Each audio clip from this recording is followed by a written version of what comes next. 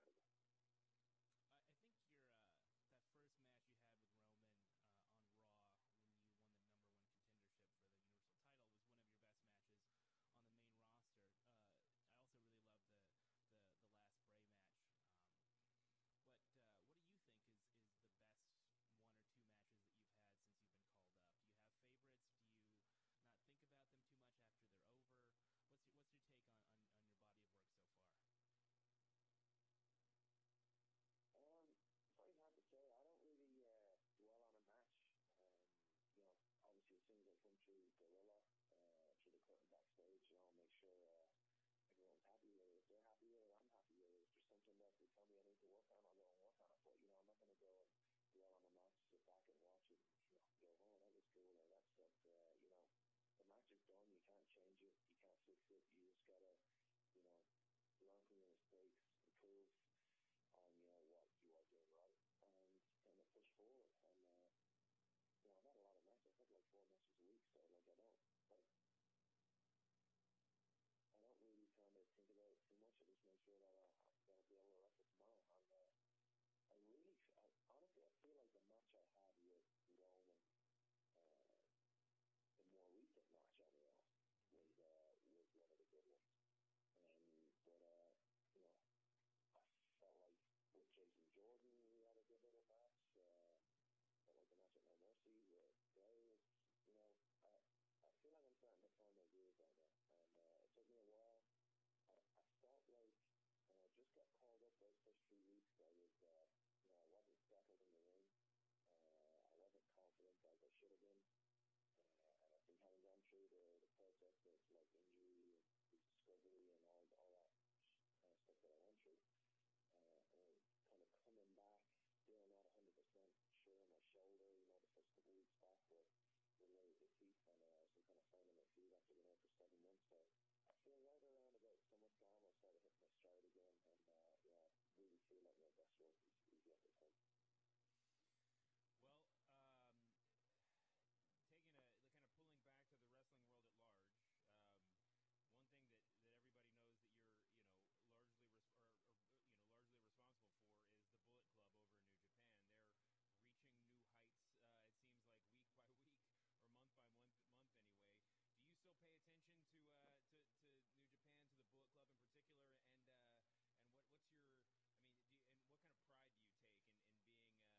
and what kind of pride do you take in being there on ground zero for the formation of the Bullet Club? Obviously, Bullet Club for me was a moment in time, for myself, Carl Anderson, Bad Luck Fale, and Tamatanga, and it was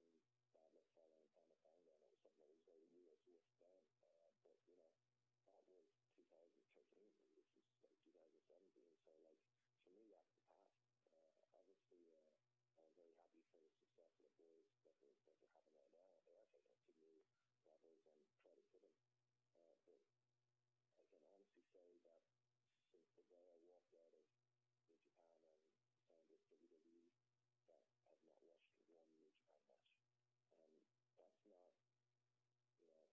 That's just me focusing on what I have to do. That's a chapter of my life that's over, and it's something that doesn't affect me anymore. So I need to focus on myself and what is the good look of me, and that's WWE right now. And for sure,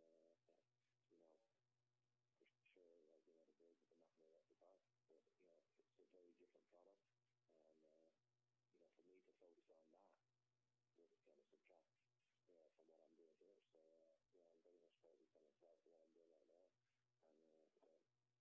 and that's how I feel about it. On that note, do you ever get frustrated with the fact that fans still throw up Too Sweet and sort of like are begging for you guys to do a reunion in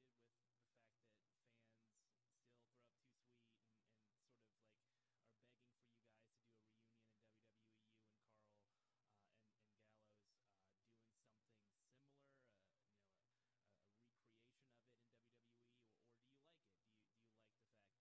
Do you like the fact that they remember and they care and all that stuff? Oh, I love it, of course. Like, they're paying tribute to something that we done 4 years ago, and it's clearly evident that it worked and that it withstood the test of time, and it's something that, I hold dearly. And, what the Bullet Club was hasn't changed for me.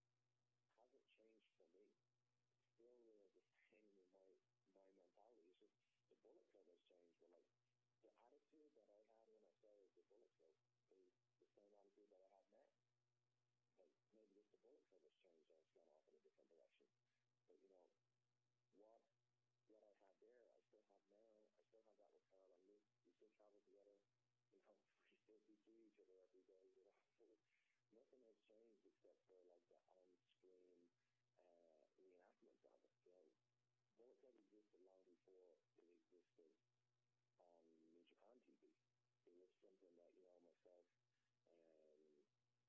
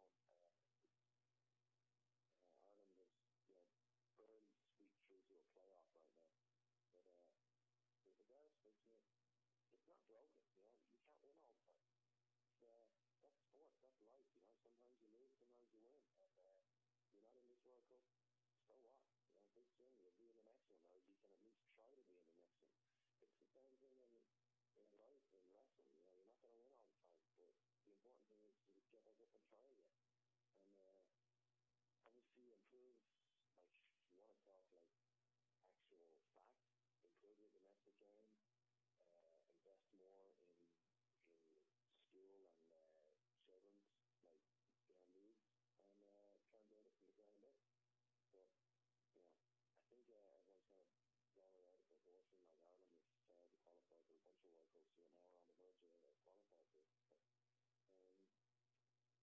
But, you know, you win some, you lose some. This one you lost, but, you know, I think that's a hard pill for American people to swallow sometimes because, you guys are used to winning all the time. Yeah. Me as an Irish man, coming from a little country of 3 million people, you know,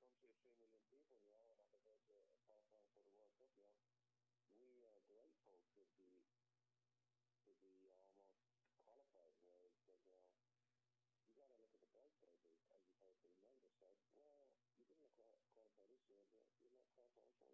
Well, you didn't qualify this year, but you might qualify in 4 years' time. Or, you know, you have to Copa America or whatever it's called in 2 years' time. So, like, it's one World Cup, you know. Swallow it. No big deal. You got a good point there. I need to eat some humble pie. All right, last question, and we'll let you go.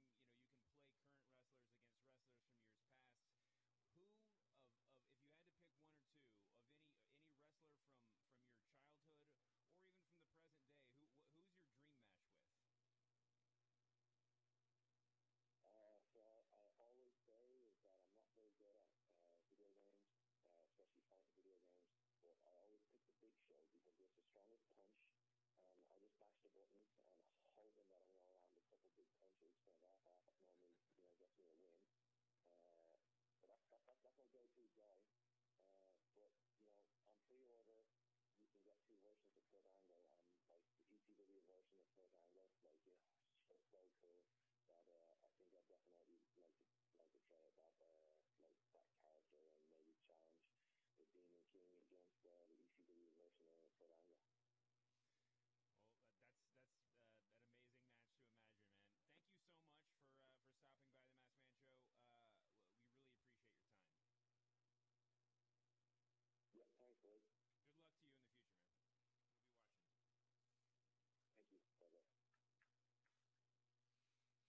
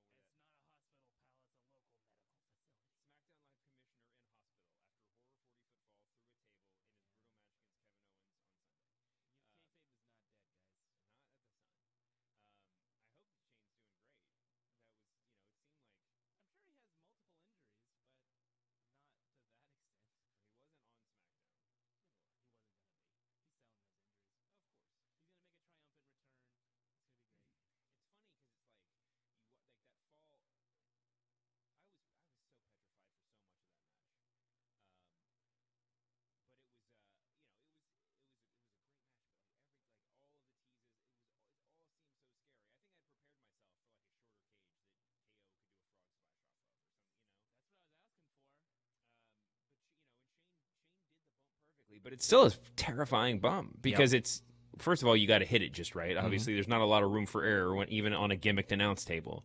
But it's not the fall. It's just that moment of like whiplash when he hits the table. I mean, that's how people get concussions and like. But even though the table's padded and it's, built to evaporate and cushion your fall, it's still pretty scary. I wish that it were I wish that all the children of the world weren't so jaded about wrestling. Well, I mean, it is what it is. Yeah, they'll learn. They'll learn that bodies hurt eventually. Shoemaker, you got a busted up ankle. I do. When you get to be our age, kids. I am the Dirk Nowitzki of walking around this office. I just managed to roll my ankle every. You should have gotten a wheelchair like Paul Pierce in the finals in 2008. I should get a wheelchair. I don't know that it would help. It would make it. I wouldn't be able to do anything. Elevate and ice. That's what I'm telling you. And that's what I'm going to do as soon as this podcast is over. Speaking of which, heel producer Jim, did we forget anything? I don't think so. All right. Now, thank you for listening. Apologies to Dean Ambrose, and congratulations to Dean Ambrose on the reformation of the Shield. Yeah, huge. That T-shirt money is coming in hardcore.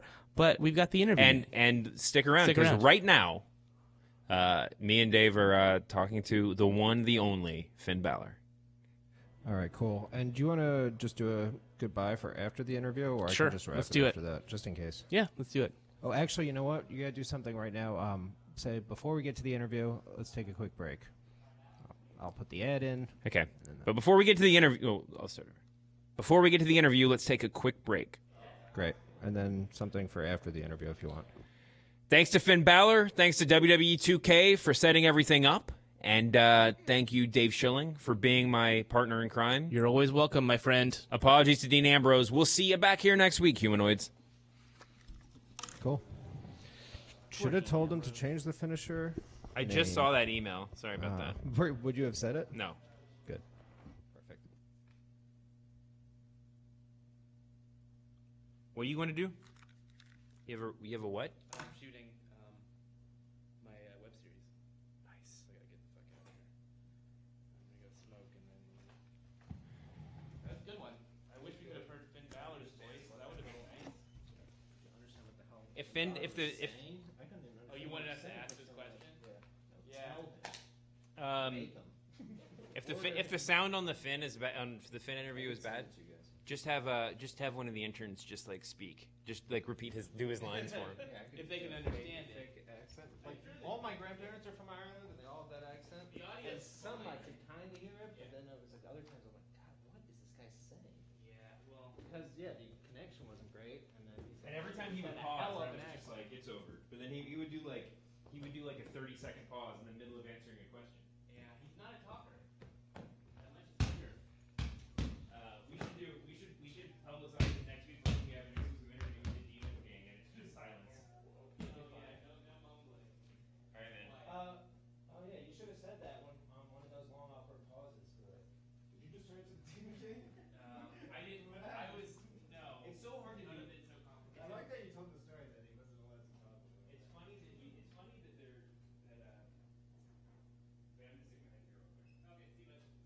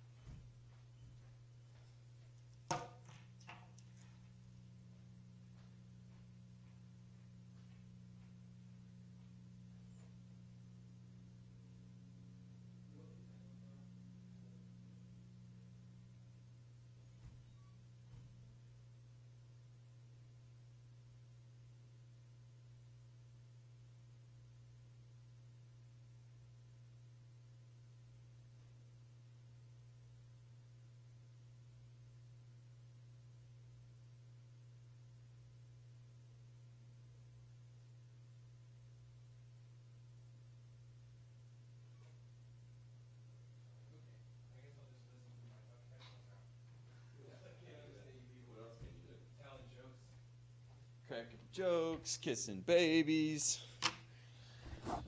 Oh, Joe House.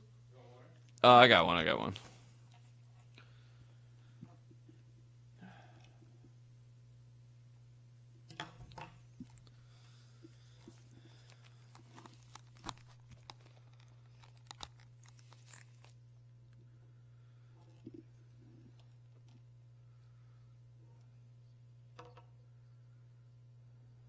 Yeah, I think it's like the Comrex. You can do either one. I think. I can't even remember. Yeah, I mean, if you want to do like a 5... Well, he records on his end, doesn't he? Who cares? So who cares? Yeah. That's how I feel about all that. Who cares?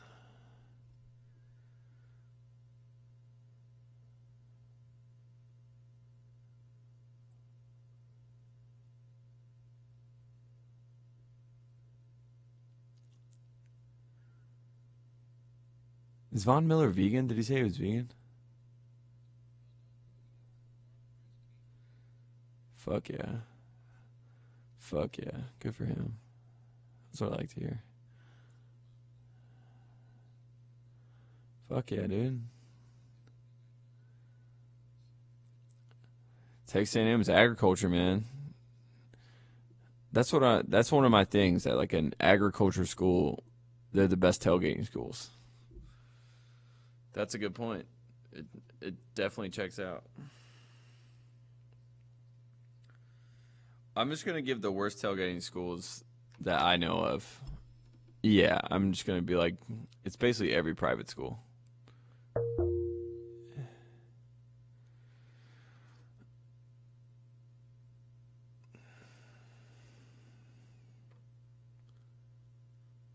Joe House?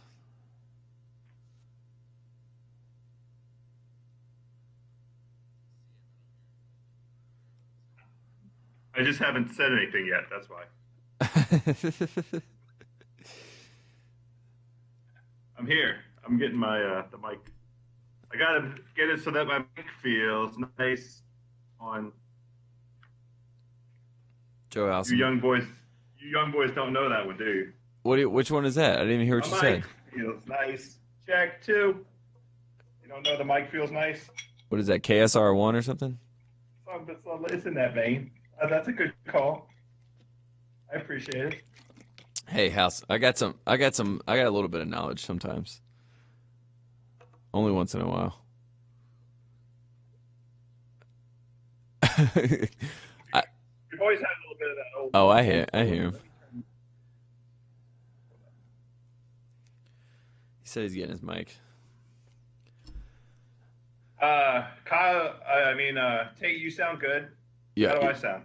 You sound good to me. Yeah. I know. You're recording on your end too, right? I'm about to. Hold up. Yeah, you're good. I was about to do a crisscross feed, but I didn't do it. You should have done it. I thought about that. I was going to wear a jersey backwards on this GM Street video because everyone's talking shit about me anyway. So I was like, whatever. I'm going to go full in, go backwards. Quentin Copo's on the front, but Mike Lombardi talked me out of it. Thank God. Thank God for that guy. Thank God. Yeah. Dad Lombardi. Yeah. Keeping it real for everybody. He's protecting me at all times. Let me see. Okay, I'm all set up. Everything's ready to roll. Yeah. So, House, I'm the third segment on this podcast. This is the ultimate letdown for your listeners. What do you mean? We go Von Miller, we go food news, and then this. You can say that on the podcast.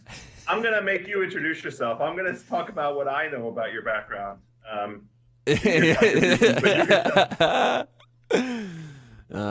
don't know how I got in front of this microphone.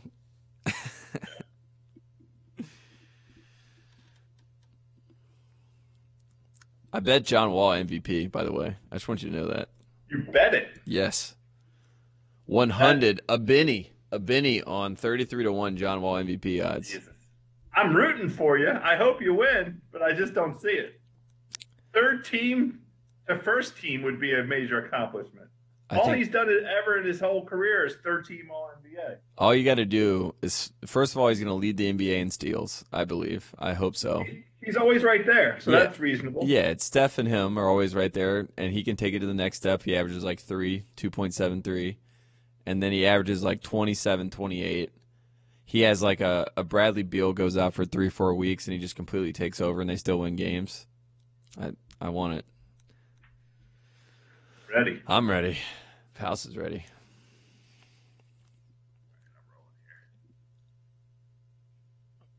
Oh, yeah, I should turn off my phone. Here we go. Let's turn the ringer all the way down. Well done, ringer. Well done. All right, taste buds. Very, very pleased today to have with us ringer. Hold on, let me do it over. Because I like to say, I like taste buds. I'm just a maid. Yeah, no one knows. No one knows. Well, he's going to do that intro. I just want to get it lined up. Here we go. All right, my taste buds. You know how we do here on House of Cards. We love to tap the inside resources for a whole variety of food-related topics and interests. We've had lovely Mallory Rubin last week, the Countess of Caviar, help us with food delivery. I could go on and on with all of the ringer help we've had. Today, I don't know if we're going to get any help. I mean, no offense to this next guest, but the burden is high. A lot of people treat this topic that we're going to tackle like a religion. So I'm hoping that this man is up to it. This man is the co-host of the GM Street podcast and also co-host of the basketball college podcast that I'm sorry I don't know the name of right now. This is amazing. I'm having so much fun. Hey, what is that podcast called? It's called Teed Up, but this is of course. This is actually the best part of the I actually agreed to come on this podcast because House was going to have to introduce me, and I wanted to see what he would come up with, and this is more fun than I could have ever imagined. Thank you, House. I'm very honored. Right. GM Street and Teed Up are both correct, right? You got those right. I think the main thing I would say, I am Tate Frazier. You are correct. The main way I would describe myself is that I launched this golf podcast in February of 2016, I believe. Before there was there was no ringer at this point. This was the Bill Simmons Media Group, the artist formerly known as the Bill Simmons Podcast Network, BSPN. And Joe House was in Bill Simmons' backyard. You came in, you recorded this great podcast with Jeff Shackelford. Actually, I think it was just Jeff Shackelford was there and you were on the line. And that's when I knew I was in a great position because it was two guys that loved golf like I love golf and actually more so than I did. And, from then on, you became a celebrity. You have Shack House, you have House of Carbs. You keep coming up with genius ways to promote those podcasts. I'm just basically honored to be here, House. So I appreciate you letting me come on. Hey, that is a wonderful way to suck up. Obviously, I'll take all of it. You did have an elemental role, a foundational role in the podcast that came to be known as The Shack House. The Shack House. Oh. So we welcome you for that. I think beautiful. The golf people welcome you for that. Today, the bar might be a little higher, Tater, because there are a lot of hungry people out there. And you know this is a podcast for the hungry people, by the hungry people. Today's topic, as I mentioned, like a religion to many people, we're talking about tailgating, Tate. And here's what I think the best way to start this is to establish your bona fides.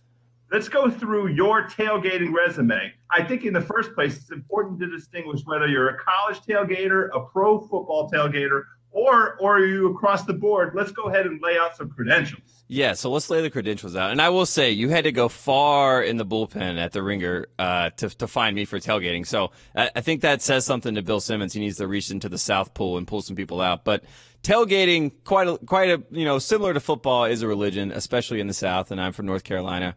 I went to UNC Chapel Hill, which is a school that, I like to say great things about my university, but it's not a great tailgating school. It's not a thing that they really pride themselves in. And my number one rule for a tailgate, the main thing that you need is space. So I've been to NC State. I've been to Duke. I've been to Wake Forest. I've been to North Carolina. I've been to Virginia Tech. I've been to Virginia. I've been to Clemson. I've been to Florida. I've been to Georgia. I've been to Tennessee. I've seen all these schools, and I've seen the way they tailgate. So I would say, for the most part, I am a college football tailgater connoisseur. That's what I have seen. That's what I've been through. That's what I've witnessed in my life. And those are my credentials as far as tailgating. But the main thing I would say is that tailgating comes down to one thing, and that is, in my opinion, and that's fried chicken, House. I don't know how you feel about that. Wow, fried chicken. Fried chicken. Jumped right in on possibly the most crucial element. Let me ask you a couple questions before we get to some of, the most important elements of a successful tailgate. Now, you mentioned a whole slew of ACC schools, but I was very glad to hear you confirm, because I was kind of guessing at it, that there are a bunch of SEC schools on your resume as well. Yes. So in the very first place, is there a difference? Did you experience a difference between the way that the SEC fans approach their tailgates and the way the ACC? Now, the ACC historically not a great football conference, right? They had to assimilate Miami to try and create a little bit of in Florida State, legitimacy. Virginia Tech. Same thing with Florida State, right? They swooped up both those schools just to establish a little football legitimacy. That happened in my lifetime. Mm-hmm. But tell me, is there a difference between ACC tailgating and SEC tailgating? So let's do a case analysis by this. So let's do Clemson versus South Carolina, right? So we got two places. We have Clemson, South Carolina. We have Columbia, South Carolina, which is the 15th Columbia that has a university that's in the SEC, the ACC, the big, whatever it is. But so Columbia is South Carolina. It's Williams-Brice Stadium. It's very akin to East Carolina, for people that don't know, which is in Greenville, North Carolina, which is, we're football first. We're going to make this thing happen. Especially, I went in the Spurrier year, so this is 2013, I believe, is when North Carolina played, and I went down to the game. My brother went down to the game to see Williams-Brice in person. But the thing that is distinct about the University of South Carolina, they have these trains. So it's basically these box cars that are all lined up right outside Williams-Brice, pretty close to the stadium. And you can rent out these. Have you heard about this, House? Have you? No, never heard of it. Okay, so I went to Holy Cross. They didn't have, there's no tailgating at Holy Cross. Come on, Bob Cousy, figure it out. Drinking a keg in the dorm. Well, at South Carolina, they have these box cars, and so you can rent out these box cars for the day for a tailgating experience. And you pack it out. You have all the early morning drinks, the Bloody Marys, the mimosas, the screwdrivers, all that stuff is set up in there. And then you'd have probably your Bojangles chicken, your Chick-fil-A, whatever it is. Or maybe you have people bring home cooked barbecue, maybe a pig is cooking. That's a big thing that they do there, and a big thing that a lot of schools that tailgate do. But the scene in Columbia is more, there's not a nice way to say this, but it's a little bit more, it's just a little dirtier and grimier in Columbia, South Carolina. Is that a word that applies? A little more raw? A little bit more raw, yeah. And it was a fun time. I mean, they're drinking beers. They'll probably throw a bottle at you if you need, if you say something about their university. Clemson, on the other hand, is just think of like huge fields, like just perfect green grass, a bunch of trucks, SUVs, cars packed up with TVs built in the back, chairs, like lawn chairs around them, watching other games, drinking the same sorts of things, screwdrivers, mimosas. But there's like an air of class that comes out of Clemson that is not quite there with the South Carolina. And I would say the difference between an SEC and an ACC tailgate is that Clemson's probably the closest to an SEC that's in the ACC. But the SEC is they're not messing around, They're not putting on airs and telling you how great you are as a university and welcoming you to your campus. Like, you are in enemy territory, and they let you know. And I think that's the biggest difference. Okay, so you mentioned Georgia. How would you compare Georgia to South Carolina? So Georgia is between the hedges in Athens. Athens is basically Chapel Hill and steroids, is the way I describe it. The campus is just massive. So the North Campus, which is like the main quad, the main area of campus, is beautiful, lit up. And then the stadium, actually between the hedges, there's a nice road where if you drive by, you can see into the stadium. And Georgia is just sprawling. I mean, there's tailgates everywhere. Huge parties going on. I mean, the fraternities, sororities, everyone's going all out. I mean, it's similar to every university as far as like the Greek life involvement and all of it. But I would say Georgia's probably if you want to talk about like high class tailgating, I think Georgia in the SEC around the stadium is very, people are wearing blazers and all that sort of stuff around the stadium. People are dressing up in button shirts and all that sort of stuff. But then you have like the hardcore Georgia football fans that are at the bar watching, and they're probably equitable to more of an Alabama-Auburn atmosphere. I would say Georgia is probably the best place I've seen for football. I mean, we talk about a religion, and tailgating is a part of the whole Saturday atmosphere in Georgia. So I would say Georgia is probably number one on my list if I had to say. So okay, let's make sure we give credit. Now, have you been to Alabama? Have you been to Auburn? No. Have you been to LSU? I've been to Auburn, not for a game, just been actually in the town of Auburn, and walked around and checked it all out. I actually did that on the way driving from North Carolina out to Los Angeles. I did that. Alabama, I have not been there. I can imagine it's very similar. I've heard that Ole Miss. I had a bunch of buddies that went down to Ole Miss. My second year in school, they all drove down for a game when they played Tennessee, and they said it was probably the premier tailgating scene. But there's this weird thing at Ole Miss. I don't know if you've heard this, that it's split up, so the players' families can't tailgate with some of the fans. Which is a major problem. So that's why I will not give Ole Miss the credit of being the best tailgating place, because I'm not cool with that. So that's why I stick with Georgia. It was a very inclusive atmosphere in Georgia. I can't speak on places I haven't been, but that's why on my list I have Georgia at the top from what I've seen. Yeah. So let's go through some of the elements.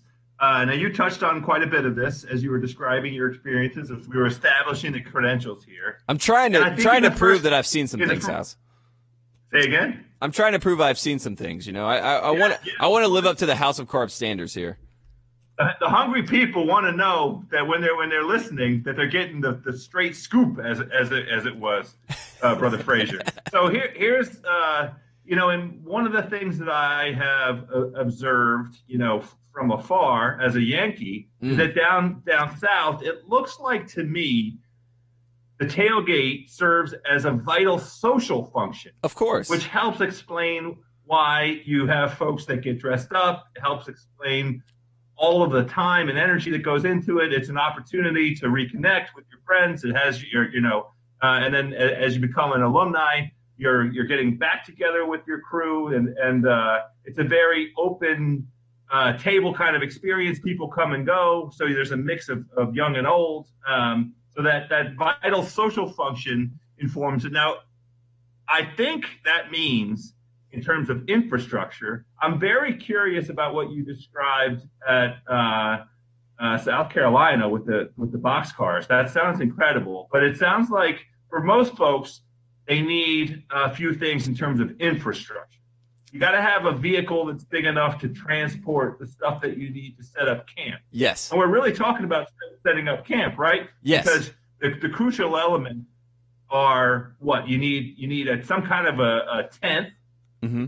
You need some kind of table or multiple tables. Yes. You have to have a grill. Yes. You have to have some kind of power generation, because we're talking about the TVs that folks want to watch to catch the other games that are going on. Mm-hmm. Maybe they have a little juice out there. Maybe they got a little taste on another game. They'd like to know how that game's going. Absolutely. While they prepare for their own adventure. What am I leaving out? That's in terms of infrastructure. The most vital thing of all, and that's the cooler.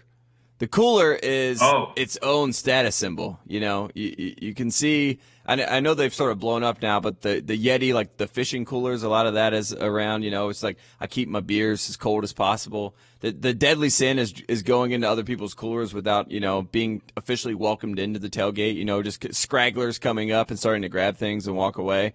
Because that's the other thing. Hold on. Let me interrupt. How do you know that you've officially been invited? Well, it's more of a, when you walk into a social circle of sorts, and, you might chime in with a little joke, and people acknowledge that, and you keep it pushing. That does not mean you're welcome into the tailgate. You might walk by and you see a bunch of Clemson fans, and you're a Clemson fan, and you say, "Hey, go Tigers," and they might say, "Woo, go Tigers." That doesn't mean you can go up and grab, 2 Coors Lights and say, "Have a nice day, folks. I'll see you later." It's you have to hang around. You have to buy into the social scene. I compare it to like a cocktail party, but, it's obviously brought down to this level, but it's sort of the same premise where we are welcoming you into our abode, our setup, our home for the day, and how we plan this whole thing out. We have food, we have drink, we have everything. We're here to be merry and have a good time, and it's a social contract of sorts. You can get brought in and fostered in and welcomed, even if you're the enemy at times.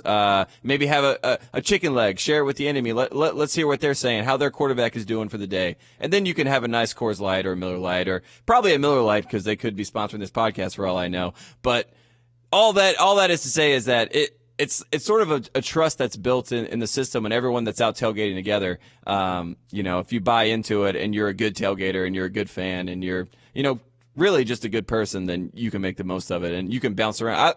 I'm a person, I like to bounce around to different places and go to different tailgates. I know that about you. So yeah. You are that type. Yeah, why? Just check it out, see what's going on. That's right. How about the grill? In your experience, is there a single grill master? What have you seen? Is it a team effort? What have you seen that's worked? My favorite grill scenario is like the dad, where it's like his Ford Explorer, and he's driving up to see his son, and you're gonna go meet him, and he's handling the duties of the meat duties for the day, whether it be a pig. I mean, sometimes you have to go get a slow cooker to do a pig for the day, and that's waking up at 6 a.m. and starting the pig and hoping it'll be done by noon. It's a 6-hour process. But if we're just doing like a standard grill in the back of the car and we're doing hot dogs and hamburgers, that sort of stuff, then you got to thank the man George Foreman, because there's no one like George Foreman to get a grill for everyone, for the family to have a nice little time to grill up some hot dogs and hamburgers and hop on, and maybe some brats. I don't know how you feel about brats, but yeah, of course. And then, we had a big problem with this. They did that fast food list here, and Bojangles is such an integral part to the North Carolina, South Carolina, Southern Virginia, Georgia, all of those states that do tailgating. I mean, there's nothing like having a tailgate special of Bojangles chicken on deck for people to munch on in between games or on the way to a game. And, you just grab a chicken breast and you just keep walking. It's a beautiful thing. Yeah, Tate, you know that, and I know that. How did the Ringer not know that? How is it that we had this wonderful, review of the tastiest fast food items in America, and Bojangles didn't crack the list? No. I mean, Bojangles, this was March of 2017. Like the low. We didn't even see Bojangles on the list, Tate Frazier. That was one of the days that, I had some tough times. I didn't know. I was losing my identity. I kind of freaked myself out being out in California that I'm going to lose myself at times. And that list really hurt me because, I didn't have much say in it, and there was no Bojangles. I felt like the lone Southerner, the lone survivor. And then you came on Bill's podcast and you set the record straight. So I always owe you a favor. A lot of people owe you a favor. And even Cookout, that people didn't bring up, and that was a total travesty. And we ignored the whole southeast portion of the United States of America. Now that whole week hurt me as well to have that out. But I'm not sure there would be this house of cards without the opportunity to go on Bill's podcast. That was the genesis. And attempt to right some wrongs. That might have been the genesis of this whole thing, Tate. You're right. So maybe that's how most things work. You need one thing to really spurn full change. And that was the thing. You and I, the only right way to give it credit is to get a couple Bojangles chicken legs and do a toast. I mean, Bojangles brought this whole thing to life. Oh my God, that sounds so good right now. Right? It sure does. I only get Bojangles in the airport now, unfortunately, when I fly back home, pretty much. So it's really a travesty. But you get it. The important thing is that you get it. I mean, you're back east, you're in Carolina, you get it. That's what happens. So we've touched on a handful of food items. We're going to segue a little bit. I don't want to make this too much of a Bojangles commercial, even though it's appropriate.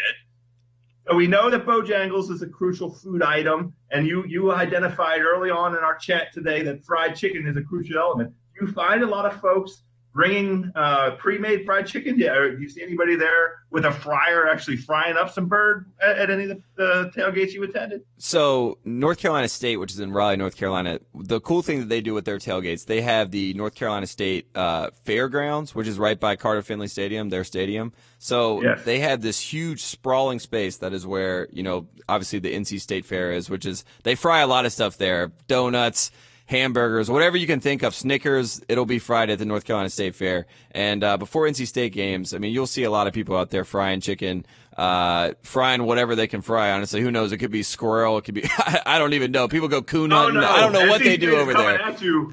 I wouldn't go there. Tater. I don't know what they're frying over there, but I will say it is probably in the state of North Carolina. NC State has the best tailgating setup because of the fairgrounds that they have around the stadium, and they cook a lot of great food. It's a lot of fun to go to their games, and they also have this. One of the great things about tailgating is the availability to leave during the game. So a lot of schools, it's once you're in, you can't get out. So he goes, like at NC State games, you can leave at halftime. At Clemson games, you can leave at halftime. I feel like at Georgia, you can do the same. So you can go back to your beautiful tailgate at halftime, catch up on games if you have to, have a couple more drinks, get yourself sauced up for the second half, and go back into the stadium. And I think that's the best version of a tailgate, to be quite honest. I have to agree. I'm sitting here slightly speechless. I'm pretty sure that the next move here is to figure out how to get invited. I mean, I need an invite to one of these. I've never experienced a proper Southern college football tailgate. Let's go to Chapel Hill. Let's do it. Let's take this show on the road. The hungry listeners out there, you can at me at House from DC. You can add us at the House of Carbs Instagram page. Am I right, Kyle? Did I get that right? At the House of Carbs. Yeah, that's right. And we got at House from DC on the Instagram also. Those are plenty of ways. Or our email at what's that one, Kyle? House of Carbs fans at gmail.com. I knew that one. So there we go, Tater. We're going to get a couple invites, hopefully. I want to experience this. We've conquered many of the most important elements. Now let's do 2 minutes on beverages. Let me hear your experiences on drinks, because we can't talk about tailgating without talking about drinks.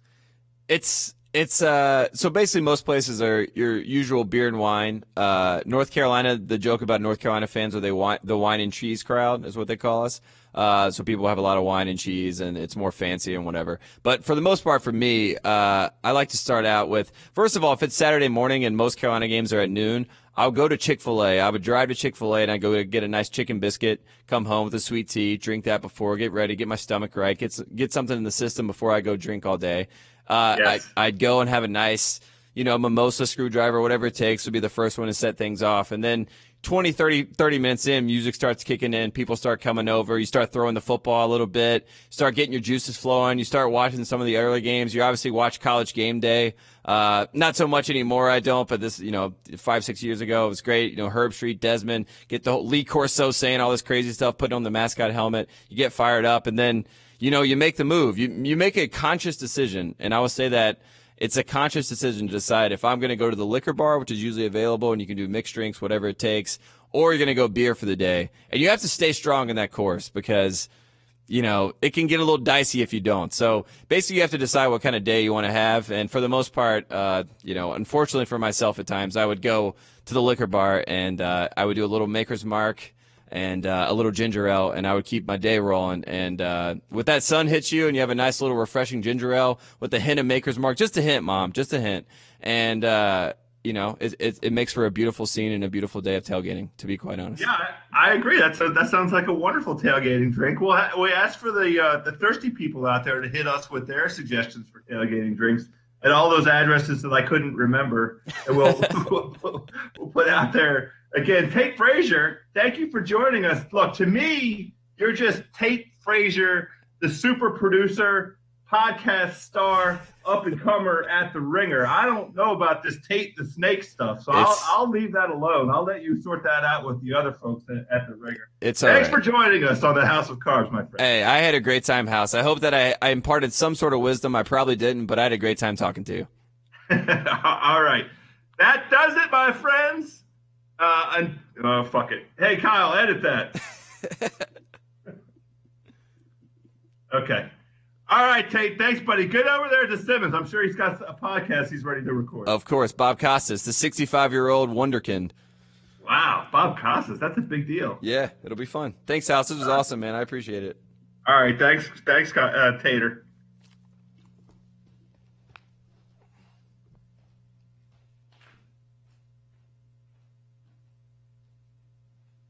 Yeah, perfect. My day Monday is pretty good. So you guys let me know. Oh, that's right. That's what we're doing. We have the Shack House slot. That was so smart of us. I forgot already. That was really smart. Okay, good. I'm good to go. I'm going to send the file right now. All right, thanks. Talk to you.